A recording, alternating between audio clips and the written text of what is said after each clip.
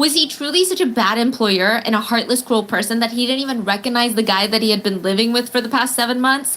Or is that guy just invisible to him because he's the help? Or was this another attempt for the dad to confuse investigators? Is he trying to be like, maybe it is Hemraj, maybe it's not, it could be a different guy, we don't know. Is that what he was trying to do? The defense argued no. They stated that Hemraj's body was so bloated after death and the heat of the terrace for the past 24 hours that he looked drastically different. But to the police, because they had never seen Hemraj prior to his death, they had no original face to compare him to. Even the retired officer G stated that Hemraj's face was, quote, "It was huge. Nobody was able to recognize him." The defense argued, if you reference medical texts, you will see that there is a lot of changes in the face the first 48 hours of decomp. Eyes are forced out of their sockets. A frothy reddish liquid is just forced out of the mouth and the nostrils. The abdomen becomes distended. The whole human body goes into a bloat phase where it becomes twice its size. So yeah, he didn't recognize him. The prosecutors argued both bodies were found with slit throats caused by a very sharp-edged light instrument that they suspect was a scalpel. It was too light and sharp to be a butcher's knife or a big kitchen knife, or even the kukuri, the Nepali knife. This was even thinner. It seemed like a surgical instrument that was wielded with precision. The prosecution argued not many people, especially people without these types of professions, would have the ability to create cuts this clean.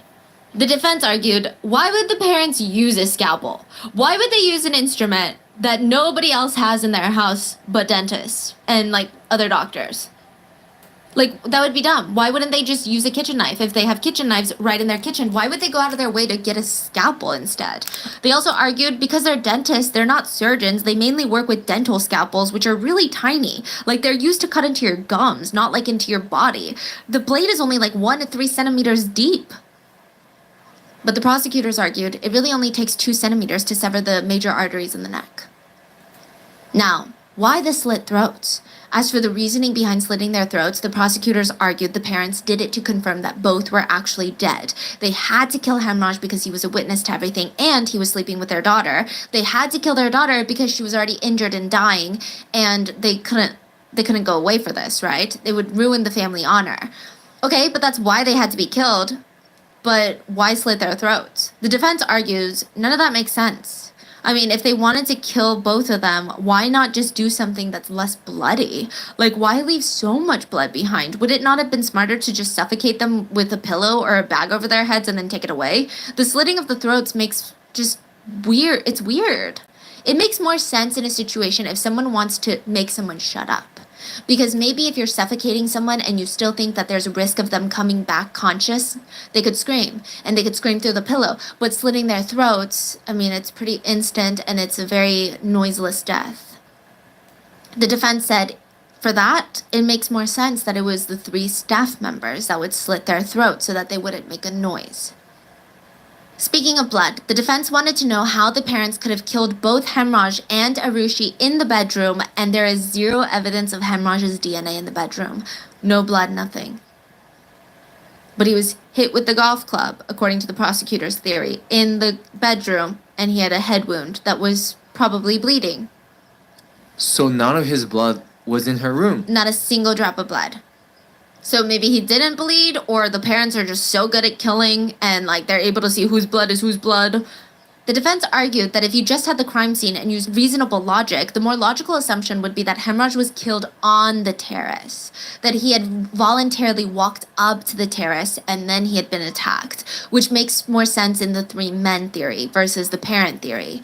Because if the parents caught him in the bedroom, how would they get him up the stairs without injuring him? Does that make sense? Yeah. The defense also argued that Hemraj was found with slippers on when he was found, and the prosecutors are stating that Hemraj was dragged in a sheet all the way up the stairs and his slippers never fell off, or they're saying that the slippers did fell off but the parents put them back on after he was killed. The defense is like, no, he probably walked up to the terrace and then was killed, and that's why. Another big point of dispute was the cell phone. So that morning, Barty came to the house and the housekeeper. Usually, Hemraj would be the one to let her in, but this time he wasn't there. So the mom calls Hemraj and someone answers the phone, but they hang up quickly afterwards. And then when the mom calls back, the phone is shut off. Somebody had turned it off. The prosecutors argued that perhaps the mom called Hemraj's phone to act like she was trying to see where he was, because later, if the police get involved, she needs to have record of this phone conversation, or at least the attempt to call. But when she called, she realized that his phone's ringer wasn't turned off, so she and her husband quickly picked up to disconnect the sound in case Barty could hear from outside the door. They hung up, and then they turned the phone off, and then they called again, just for, making it look good. But on the other hand, the defense argued that if the Tilvars had killed both their daughter and Hemraj, they had all night to set this up. One of the first things that they would have done is look for Hemraj's phone and silence it or turn it off. Even Arushi's phone was missing from the house, so clearly if they were guilty, they were paying close attention to their phones. It doesn't make sense for them to forget to turn it off and let it ring, and then it's just weird. But the prosecutor argues that a lot of things can be forgotten in the rush of the moment. The parents were on a time crunch. They knew that Barty was coming at 6 a.m. to clean the house, so they needed to get all of these things done by then. Now, side note, Arushi's phone was found later on. Yeah, a man had it. From where? Yeah, he just found it. He was like, yeah. So we can assume that the killers dumped her phone. But he had no affiliation with the murder or the crime. And the phone, interestingly enough, he did not know it belonged to a murder victim because it was completely wiped of all the data. Now, Ramphul, the man who was found with the phone, is being questioned by the police. His family in Bulandshahr, however, is saying they had no idea about who the phone belonged to. आपको mobile phone के बारे में क्या मालूम है? मुझे को ये मालूम है कि मुझसे छोटी बहन नवेड़ा में रहती है, वो कोठी करती है, उसके आदमी की ड्यूटी छूट गई थी, प्राइवेट नौकर है, कोठी करके आ रही थी, पार्क पड़ा था रास्ता में, उस पार्क में मोबाइल पड़ा था, उस मोबाइल को ले आई, 2 महीना उसने अपने पास रखा. And that is another point that the prosecutors use. The prosecutors argue that the parents would be the only ones to have any sort of incentive to delete the data off their daughter's phone. Who else would do that? Like the 3 guys, if they were just there to essay Arushi, there would be no point for them to wipe her phone other than just trash it. Why wipe it? Why even trash it? I don't get the Yeah. whole cell phone thing. That's so true. There must be something on there. Like what Yeah. are you doing? That's so true. We read 2 books on this case, watched a whole docuseries, and did so much internet research, and no one pointed that out. Yeah, why trash it? Then there was the argument about the whiskey bottle left on the dining table. It had both Arushi and Hemraj's blood on it, but none of the parents' fingerprints. So the prosecutors stated that it was their belief that the dad took a swig of whiskey in preparation to kill his daughter. Killing Hemraj was easy for him, right? Because he's nobody, he's invisible, he's a helper. But killing his precious daughter is a different story. So he went and grabbed it, transferring the blood onto the whiskey bottle, and took a sip. But there's none of his fingerprints on the bottle. Yeah. The prosecutors say he was wearing gloves. That's why. The defense argues, well, that just doesn't make any sense. When did he put on gloves? Right, so now we're just putting together all these random things, and why would he have left it on the dining room table then? Why would he have not just cleaned off the blood and then put it back in the cabinet? Or why didn't he plant it in Hemraj's room or try to come up with some sort of case clues that the police can go off of that would point away from the parents? That doesn't even make any sense. That's what they said. But then the prosecutors argue, so if it wasn't the parents, then the real, quote-unquote, real killers would have taken out the whiskey bottle and drank from it? What kind of killers do that? If they're in a crime scene where there's 2 parents sleeping and they could be caught at any moment, who stops to go find the whiskey bottle and then drink out of it? On top of that, the family does not have a clear liquor cabinet. It's in an enclosed space. So you would have to either A, know where the family keeps their liquor, or B, go searching for the liquor. Why would they be doing that? Now, in defense of the teddy bears, the prosecutors argued that the same goes for the setting up of the teddy bears on Arushi's bed, all the stuffed animals. Remember? Someone had set up the teddy bears around Arushi after they killed her. The teddy bears were placed on top of blood splatter, but there was no blood splatter on the bears, indicating that they were placed on top after the crime. What kind of killer does that? The prosecutors argued, who would waste their time when the victim's parents are sleeping 9 feet away to position teddy bears around the victim? It's odd. Unless you know the parents are not going to come bursting into the room because you are the parents. Are you placing the dolls on the bed to get rid of some of that guilt? The defense argues that still doesn't make any sense. They argue the theory that the 3 men set up the scene before they go to the terrace with Hemraj after essaying Arushi. That makes more sense. Why else would they put the teddy bears on there? Then what about the internet router? This was like a whole thing. There's 5 million points for this trial, okay? Prosecutors argued that there was an router in Arushi. Apparently that night it stopped working, so the mom had to go into Arushi's room to reset the, which suggests that she was in Arushi's room, but also that she was awake. And the prosecutors stated the internet remained active in the night of the gory incident, suggesting that at least one of the accused, one of the parents, remained awake during the events. The prosecutors, what does that mean? How do we know there was internet activity coming from the house. But anybody could be on the internet. Yeah, the defense. Oh, they're saying they're dead by 2 o'clock and someone's still using the internet. Yeah. So And that the means parents said is they're alive. asleep. Ah. But then the defense argued that the internet router showing activity doesn't mean anything because there was activity the next day when briefly nobody was home. Mention was that Arushi was just 9 feet away from her parents. How was she murdered without them waking up or hearing anything? To that, the defense argued a few points. One, that Arushi was sick when she was murdered. She had laryngitis, so for her to scream, it was very difficult. 2, the parents defended themselves, stating that they had a broken air conditioner in their room that was so noisy that they could not hear anything coming from outside of that room. And it's like 100 degrees outside. They can't keep it on. The judge wrote about this whole sound debate. A sound test was carried out, and it was found that the accused sleeping in their bedroom with the air conditioning switched on cannot hear opening and closing, bolting of entry-exit doors. The sound test also showed that shouting and screaming from the next room could not be heard because of the AC. Wow. That must be really loud AC. Yeah. Then there is the situation of the deleted photos. The night of Arushi's death, she was gifted an early birthday present, a digital camera. She was playing with it at dinner, taking pictures and messing around. But when police took the camera into possession, 18 pictures had been deleted, which doesn't sound like a lot, but take into consideration that she only took 23 pictures, meaning that she kept 5 and deleted 18 pictures. Why? Did the parents delete them, like how they deleted all the data off of her phone before getting rid of it? Were there pictures of Hemraj? Were there pictures of Arushi and Hemraj? Did it show pictures of the parents doing something in the background or doing other things that they didn't want the public to know? Is that why? The defense argued the deleted pictures were just a result of a teenager messing around on a camera that she just got. Like, would you keep every single faulty picture on your camera roll? And it's her first time using the new digital camera. She could have been learning the settings. But more than that, the defense argued that the camera was actually photographic evidence that the parents were not killers. The pictures from the night before showed the mom in her nightgown. And the next morning, when Barty, the cleaner, came and the police came, she was still wearing the very same nightgown, and she had no blood on her nightgown. Stuck with a nigga. So boy. that detail matched up. Yes. But the prosecutors argue, what if that was planned? Because let's say her story is correct. She woke up to her daughter being dead. You would not hug your daughter. You would not hold her in your arms. You would not resuscitate her getting blood on you. Did you intentionally keep your nightgown clean to say, hey, look at the pictures? And they also argued, why give her her camera a few days early before her birthday?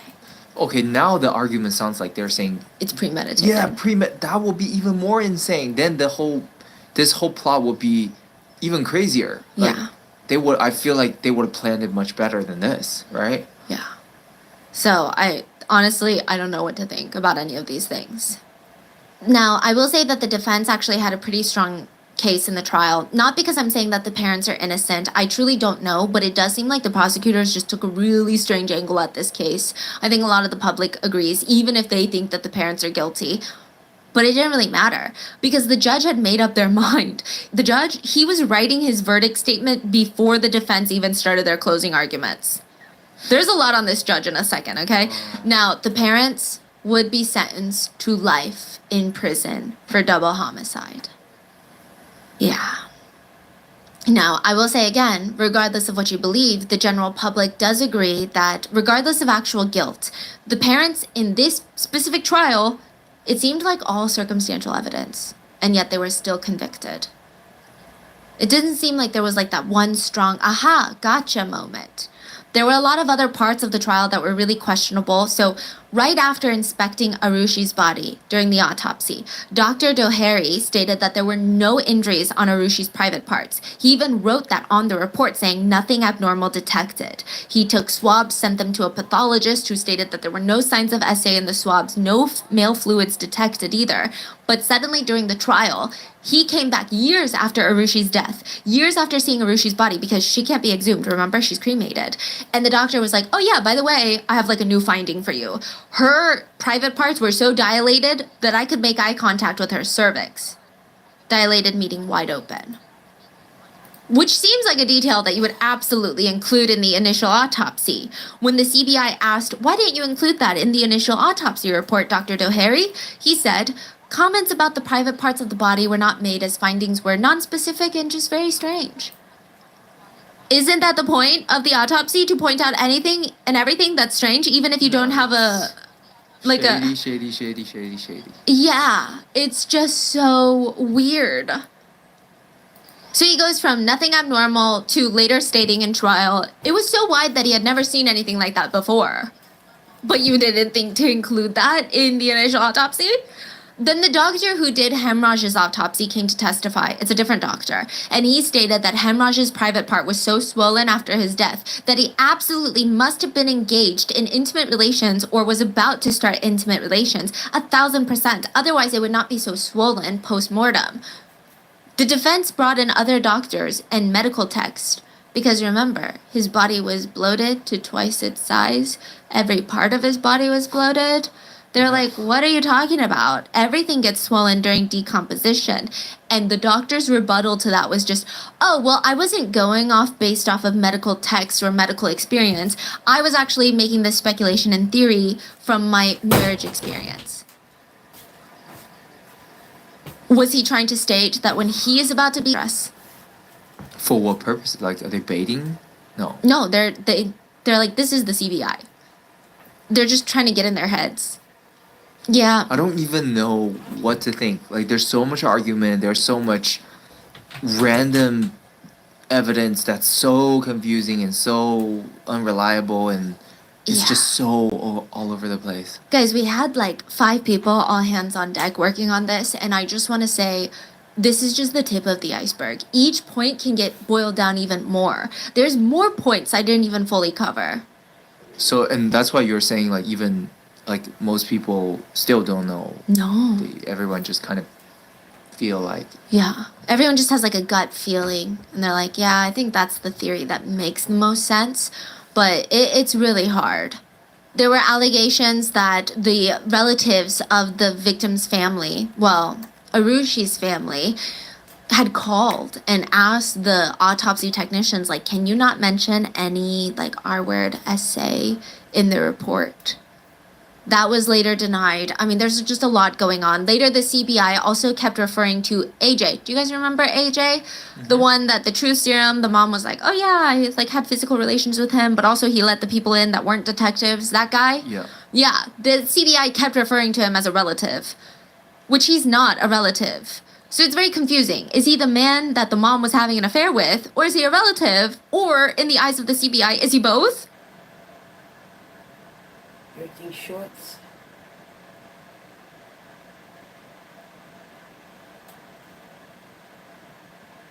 Sort of shit, bitch.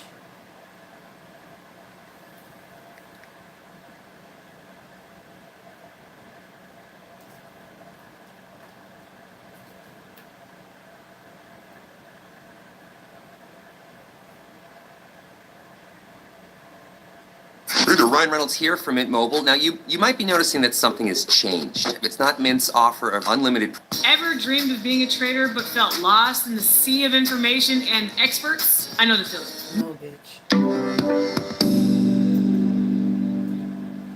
We We've talked with Dr. Ramani about narcissism before, but we've never gone this in depth. Welcome to the Med Circle series, Narcissistic Personality Disorder, the Secondhand Smoke of Mental Health. You were one of the first people to ever come on Med Circle. Mm-hmm. You have made such a huge impact. I'm so glad. On Yeah, I can see millions of people's we're lives. getting lots of emails. I'm so happy because it's helping people understand this and sort of remove some of the responsibility from themselves and come up with a realistic game plan, which is so important to me. That's why I'm in this. I'm Yes. going to help people, almost like help people save themselves and move into a far more bright future. Yes. Yeah. And we did one video on this topic. I don't even know how long it was, like 10 minutes, something like that.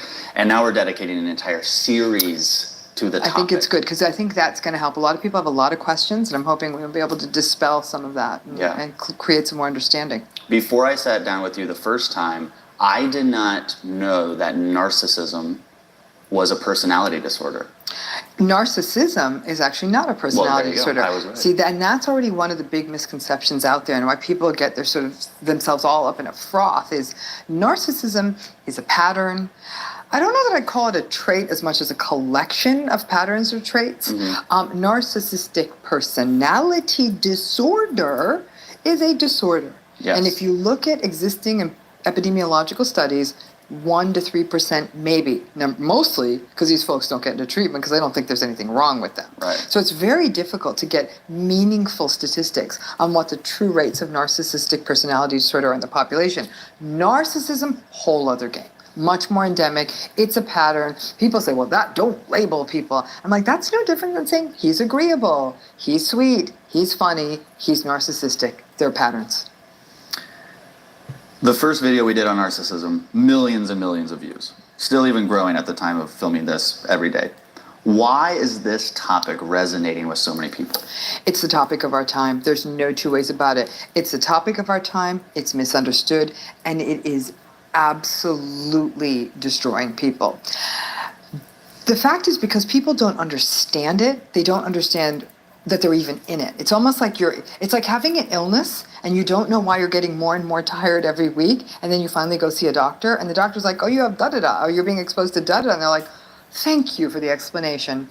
The number of people I have worked with who said to me, had I not come and consulted with you clinically and understood what this pattern was, I would have stayed living like this forever and probably ended up in an early grave. I mean, But when you say that, not because they have narcissistic no, but personality because disorder, they're because they're dealing living with it. somebody So with it's the issue of our time, and here's where it gets tricky. We've actually, and we've rewarded it in our society. We're saying like, behave badly, treat people badly, throw people under the bus. Let's reward you. Behave in a way that's uncivil and unkind and be mean, and we'll give you your own TV show. So that's what's happening. You said something to me, and I don't remember if it was on or off camera, but you said the book on narcissism could be titled How to Be a Man in Today's World and Succeed. Yeah, absolutely. And it would be the 100%. same exact It would be the same. content, It was like a rule book. I actually had a student once come to me after class and say, you know, I'm trying to succeed in business. And after learning about narcissism, I now realize that if I do all these things, I'll be really good at sales. Can you teach me? I was like, no. Wait, teach him how to be a narcissist? Yeah, no. Okay, but just for fun, can you teach someone how to be a narcissist? Not really. I'll be frank with you. I'd be doing a lot better financially if I was doing more narcissistic. In fact, And they'll make so much money. Oh, they do. Yeah. The research is actually quite clear. That a trait called agreeableness, which is actually quite opposite to narcissism. People who are agreeable are friendly, warm, open, gregarious, helpful to other people. They make significantly less income than people who are more antagonistic and narcissistic. Yeah. I mean, it costs you. Think about it. You know, like, oh, no, that's okay. You don't need to pay me for that. You know, that kind of thing. You're like the doctor who takes your payment in pies rather than money. You know, it's like that kind of Just thing. a nice thank you will do. And I will take a cherry pie from time to time. You're not a narcissist. Can you still, though, be strict and successful and aggressive and make a ton of money and all these things without being a narcissist? I'm not sure. Even I'm not that sure. answer is a really strong answer. You're not sure. I'm not sure. I haven't seen much evidence of it. I've seen some people really, really make it, but even they'll acknowledge, I had to play a little bit of hardball. I had to put my needs way ahead of someone else and not stop to think how this may hurt them. I mean, there was definitely a relative empathy deficit compared to a far more agreeable person. I just don't say business by and large is a zero-sum game. Yes. And I think when you're working in a corporate structure and you're having to answer to folks like shareholders and they don't care about sort of the rank and file Don't we employee, love Sundays? that's when the game changed. I still think when you had company towns and the guy who ran the factory still knew of the lives of the others, there was a bit more empathy. That's kind of gone. You throw in other societal trends like social media where it's all about, who can sort of it's social comparison, who can look better, that kind of thing. It becomes more superficial. I think all of that is colluding that we don't value empathy anymore. We really, in fact, especially in boys and men, we're not teaching our boys to be empathic. We're actually saying empathy is a weakness in boys and men. And that's really one place we can really see a correction if we could do that. But we're actually going in the opposite direction. I mean, empathy has really kind of gone the way of the 8-track. Like, not cool, not hip. You said 1 to 3% of the population has been diagnosed with narcissistic Yeah, that's what the personality research disorder? studies show. And you know what? I think we get caught up in, like, people say it's my boyfriend, it's my husband, it's my wife. When you really open that net to mothers and fathers, brothers and sisters, bosses and coworkers, aunts, uncles, you name it, you'll see I actually don't know a single human being whose life hasn't really been touched by pathological narcissism. What's interesting is that for some people it comes late in life. So they had great parents, nice husband, good friends, but then their sister marries a narcissist. And that's actually worse. Like when your first encounter of it is when you're a full-blown adult, because then you really don't know what to do. It's like trying to learn to speak French when you're 50. Like, good luck with that. Yeah. So whereas others of us who've started early in this training, in fact, in this new book I'm writing, I say, who was your first narcissist? For some people, it was mom, like you met her on day one. For some folks, it was narcissist. Because there's going to be There's one. always a first. Wow. For people who don't know who you are, why should they listen to you when it comes to narcissism? They should listen to me because actually my way of coming into this area was through multiple pathways. The research in my lab at California State University, Los Angeles, we focused on personality disorders there. And narcissism was the one pattern where we saw it but wasn't behaving in a consistent manner. But at the same time, in my private practice, I was astounded at the number of people who were coming in and literally saying the same thing. And I'm like, okay, there's something going on here. And I really dug into it. And said these partners of them, they're all narcissistic people, and these people are so frustrated. They keep trying everything. Their partners don't change. They get up every day thinking and hoping it'll be different. It's not. It's devastating. And so then I did research into it. I'm like, wow, this is really not very treatable, the person with narcissistic personality disorder. And even the pattern really wasn't that changeable. And that just set me into a deep dive into the literature. I interviewed people all over the country, in fact, all over the world about their experiences with narcissistic husbands, wives, boyfriends, girlfriends. And then that culminated in my second book, which is called Should I Stay or Should I Go? Surviving a Relationship with a Narcissist. And then it was kind of off to the races from then. I think some things changed in our world and narcissism became more and more and more of a topic. And I'm surprised at how many smart people just don't get it. And it's such a pattern. I said, you should almost be reassured. A lot of people say narcissists are unpredictable. I said, unpredictable? They're the most predictable person in the room. We know exactly what they'll do. And that they say Jekyll Hyde. I said, Jekyll Hyde is kind of predictable. They're going to be mean, and then they're going to be nice. So that's once you get that pattern into place and you know what you're dealing with, I think our problem is it's all about second chances that we give them. We're a little bit too heavy-handed with the forgiveness, and I'm hoping we can sort of help folks navigate those waters in a way that's healthy for them and their families. So we know what people who are in a relationship with a narcissist or know a narcissist will get from this series. Oh, yeah. It's the hope, it's the education, it's actionable steps. Yeah, if you just sweep and Steven, is that your new book? Yeah! Look at this. I'm giving this book away this Sunday for free. This is 10 hand and finger exercises. It will save you years if you... Paying your bills on time raises your credit score, right? Wrong. In fact, this is one of the 3 major credit score lies you're being told by the big credit companies. If there is a narcissist out there who stumbles upon this video because everybody in their life has told them, you're a narcissist, and they have even a little bit of self-awareness, maybe I am, what do you think they will gain out of this? This has become the question of the year. Because I get emails almost every day from a person. Some of them are angry, some of them are downright threatening, and some of them are really contrite where they're saying, I'm this person. and I don't want to be this person anymore, and I've hurt people. Give me that person, and we might have a little hope. Now, here's the rub. A person, let's say, a lifelong narcissist, they're 30, 40, 50 years old. This is how they've always treated people. It's a tough fix. It's almost like trying to take someone who's really sweet and making them mean. Not easy to do. It's the same thing. We're just trying to flip it out in the other direction, take a narcissist and turn them into someone who's more self-aware and kind. What you might see is that you might get some small fixes from them, but I do think it all is not lost. I think if somebody is narcissistic and is willing to do the hard yards and put their head down, commit with a good therapist, really commit to mindfulness every day, you might get someone where you might get enough of a change where their family notices a difference. They may become a somewhat better parent. They might become a somewhat better partner. I mean, I think, are you ever going to make them the sweet, agreeable teddy bear? Probably not. Mm-hmm. I think what I see is when narcissists do enter treatment and become self-aware, the thing that they become self-aware of, and this is where it gets painful, is the emptiness and how insecure they really are. And that is one really tough look in the mirror. That's what they were avoiding all along. That's why they're so grandiose. I don't want